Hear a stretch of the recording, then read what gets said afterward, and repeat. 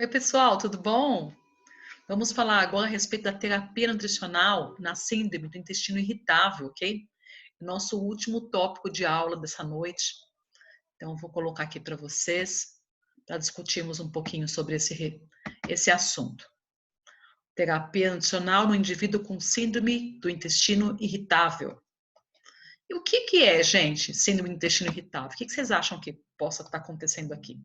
Então, sempre quando eu me refiro a uma síndrome, é importante que você se lembre que síndrome é um conjunto de sintomas, né? Não é uma doença. Sim, é uma síndrome. Então, quais são os sintomas que acompanham o indivíduo com síndrome do intestino irritável? Então, vamos lá. Geralmente é um quadro de diarreia que se alterna com um quadro de constipação, seguido por fortes dores abdominais, que são aliviadas após a defecação. Esse indivíduo apresenta por vezes ainda inchaço, flatulência excessiva, sensação de evacuação incompleta, dor, então naquela região do reto, e fezes com a presença de muco, ok? O que pode desencadear esses fatores?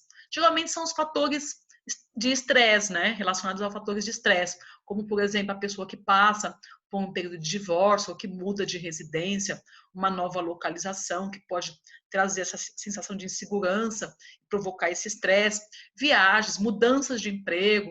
Então, assim, situações desconfortáveis que pode disparar o início da síndrome do intestino irritável ou então piorar o quadro desses sintomas já presentes nesse indivíduo, tá? A síndrome do intestino irritável, diferentemente das doenças inflamatórias, ela não é uma ameaça à vida. No entanto, se permanecer por longos períodos, ela pode resultar em má digestão e má absorção pronunciada de certos nutrientes, como ocorre nas doenças inflamatórias. Então, nós não temos um protocolo único, tá? Exclusivo para o acompanhamento terapêutico contra a terapia nutricional do indivíduo com síndrome do intestino irritável. É importante que vocês entendam isso.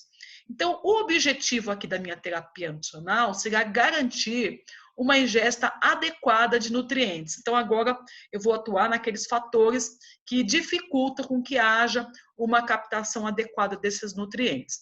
Então, o que eu vou falar para vocês? Que a orientação, basicamente, da terapia nutricional será sempre orientar esse paciente a comer devagar, a mastigar muito bem os alimentos, fracionar bem a dieta, fazer refeições a cada 3 horas, evitar ao máximo o consumo de cafeína e de álcool, mudar o perfil lipídico da dieta, isto é, aumentar os ácidos graxos monos, né, que favorece o aumento do HDL e colesterol, e reduzir as gorduras saturadas. Então, assim, a prática de atividade física, ela é importante nesse grupo e o indivíduo deve verificar com o seu médico qual que é a intensidade adequada do exercício e o tipo de exercício. A ingesta hídrica adequada, agora eu vou verificar se é homem ou se é mulher. Se for uma mulher, 2 litros e 700 é o valor recomendado para uma mulher adulta, né? E 3 litros e 700 se for um sexo masculino. Deverá evitar lactose, sacarose, evitar pães, bolachas, bolos e massas, né? Priorizar aqueles tipos sem glúten, né? E utilizar a lista de alimentos da Food Map, que nós iremos discutir a seguir. O que vem a ser o Food Map? Food Map é uma sigla, né, que demonstra quais alimentos deverão ser evitados na dieta, uma vez que esses alimentos poderão ocasionar a síndrome do intestino irritável na sua forma aguda. Tá? Então, aqueles alimentos que fermentam, né? Então, cada sigla em inglês, Food Map, né? Então, agora o A representa E, né? Então, alimentos que fermentam, oligosacarídeos, disacarídeos, monossacarídeos, polióis, né? Alimentos que fermentam, oligosacarídeos, disacarídeos, monossacarídeos e, né, de end, e polióis, ok? Então, deve-se evitar aqueles alimentos que fermentam. Quais são eles, gente? Nós verificamos na aula de hoje, né, nos tópicos da nossa aula, quais são os alimentos que fermentam? São aqueles que formam os ácidos graxos de cadeia curta. Então, são aqueles alimentos que costumam ficar na região do intestino e que serão fermentados pelas bactérias. Os oligosacarídeos, já discutimos um pouquinho sobre eles também. Temos aqui o grupo dos frutanos, né? os frutanos e galactofrutanos, que engloba esses oligosacarídeos, os disacarídeos, os monossacarídeos e os polióis, que é aquele grupo do xilitol, manitol, né, do sorbitol, que também deverão ser evitados, tá certo? Então, quando eu falo de alimentos que fermentam, eu vou me lembrar das leguminosas, então eu teria que excluir o trigo dessa composição. Então, os alimentos para o indivíduo com doença celíaca também está contraindicado aqui, para esse grupo, tá? Alimentos crucíferos também, tem o glicosinolatos, né? Devem ser evitados.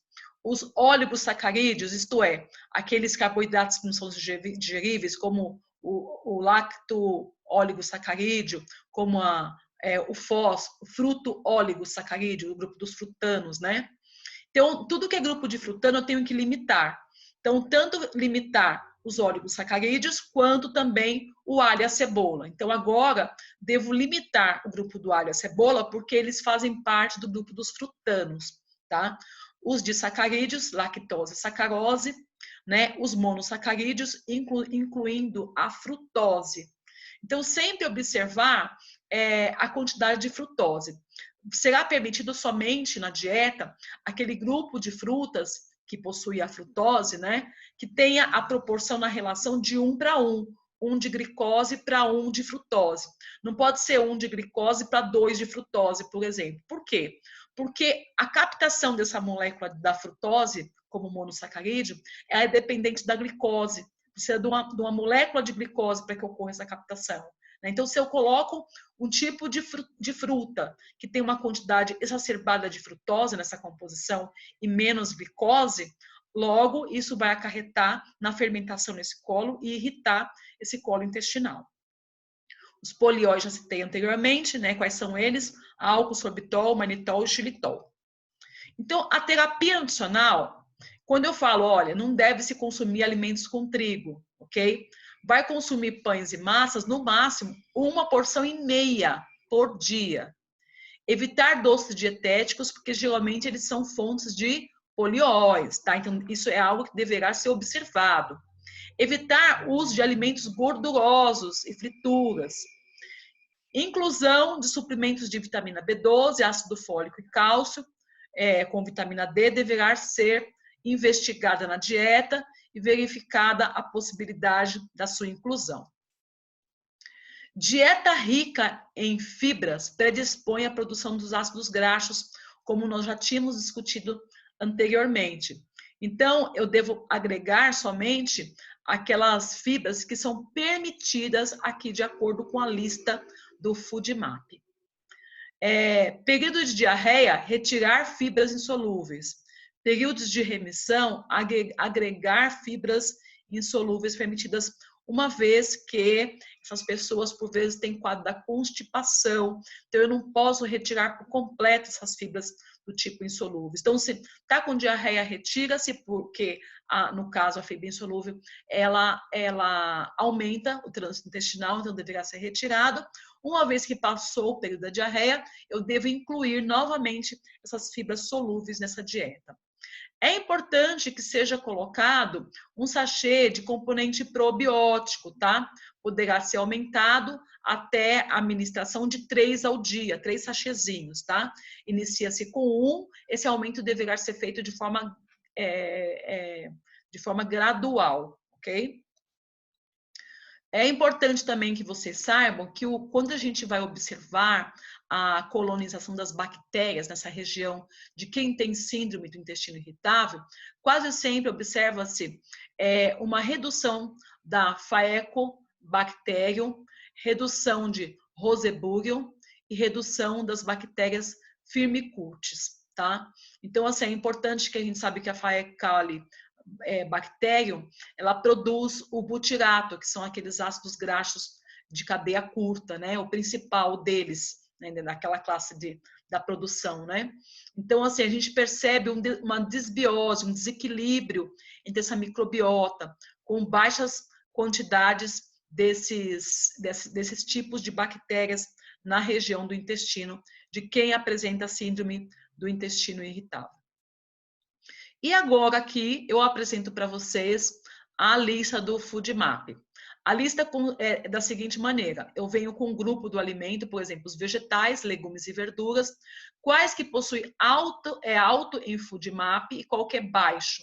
Então, vocês deverão sempre dar preferência no cardápio dos alimentos que são baixos em Food Map para os indivíduos com síndrome do intestino irritável. Então, aqui, por exemplo, no grupo dos legumes e verduras, o que é baixo? Acelga, alface, batata, berinjela, cenoura, chuchu, tomate, batata doce. O que é alto? Alho poró, abóbora, beterraba, brócolis. Então, cuidado com os alimentos com alto teor em Food Map, tá? Quanto aos grãos, eu deixo para vocês aqui a relação também dos grãos que são altos, os grãos que são baixos em Food Map. Continuando, o grupo das leguminosas, quais são baixos, quais que são permitidos e a quantidade. O grupo das nozes e semente também, qual que é a quantidade máxima permitida. Os adoçantes, o que é alto em Food Map, o que é baixo, o que poderá ser utilizado em quantidades pequenas. E a gente continua essa relação com o grupo dos alimentos ricos em gordura, leites, iogurtes, queijos, derivados lácteos e as frutas, quais são permitidas e quais que deverão serem retiradas do cardápio devido à alta quantidade do Food Map, ok? E para finalizarmos, eu deixo para vocês aqui um estudo de caso de uma mulher de 67 anos, professora aposentada, que mora sozinha na cidade de São Paulo. Ela tem queixa, e as queixas é o seguinte, ela relata que há 1 ano ela sofre de dores abdominais, com sensação de empachamento, alternando com diarreia, com constipação, com fezes ressecadas, compactas e com esforço para evacuar. Há alguns meses ela vem investigando as queixas, já fez exame de endoscopia, colonoscopia, teste de intolerância à glicose, nenhum diagnóstico foi concluído, então o médico mandou encaminhar essa paciente para nós, nutricionistas, tá? Para verificar quais alimentos são tolerados e realizar a prescrição médica. Avaliando o hábito de vida, ela não é tabagista, bebe vinho socialmente, é praticante de pilates. Quais são os antecedentes pessoais dessa paciente? Hipertensa controlada, né? Com o quadro de hipotiroidismo e dislipidemia desde os seus 55 anos de vida. No entanto, tudo isso é controlado através de medicamentos. Quando a gente vai avaliar a antropometria, 60 quilos é o peso, a estatura 1,60, o IMC de 23, circunferência de cintura 88 centímetros, dobra cutânea tricipital 21 milímetros, circunferência da panturrilha 31 centímetros, circunferência muscular do braço 26,4 centímetros, circunferência do braço 32 centímetros. Nos exames bioquímicos, eu deixo aqui para vocês a relação, para vocês verificarem do que está normal e o que não está, para discutirmos posteriormente a nossa parte da aula prática, ok?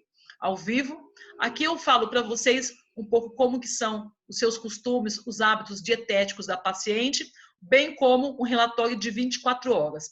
Eu gostaria que vocês analisassem com critério isso aqui e avaliem a dieta habitual e destaque os principais erros dessa dieta. Depois calculem as necessidades energéticas, considerando a equação abaixo descrita. Eu quero saber quais serão os percentuais de macronutrientes que vocês querem oferecer para ela. Estabeleça os objetivos a serem alcançados a curto e médio prazo e descreva quais são as orientações gerais para essa paciente. Ok, pessoal?